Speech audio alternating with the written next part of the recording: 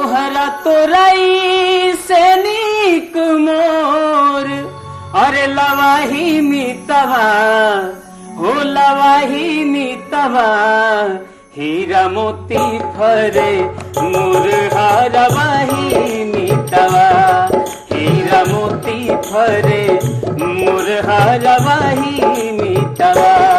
तोहरा तोरई से नीक मोर, लवाही मितवा हो लवाही मितवा, हीरा मोती फरे मुरहरवाही मितवा, हीरा मोती फरे मुरहरवाही मितवा।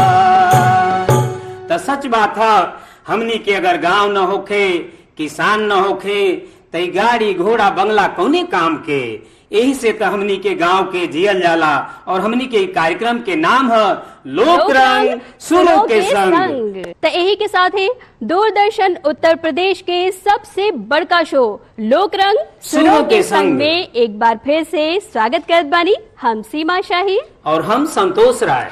तो जैसन कि हम बतौले रहले कि हमार ई कार्यक्रम में माटी का मिठास बा, खेत खलिहान बा, अंगना द्वार पूर्वी बयार बा। यही लिए तो आप लोगन एकरा के इतना पसंद कैला, इतना प्यार देला, दुलार देला। तो देरी कोने बातें का, आए शुरू कैल जाए।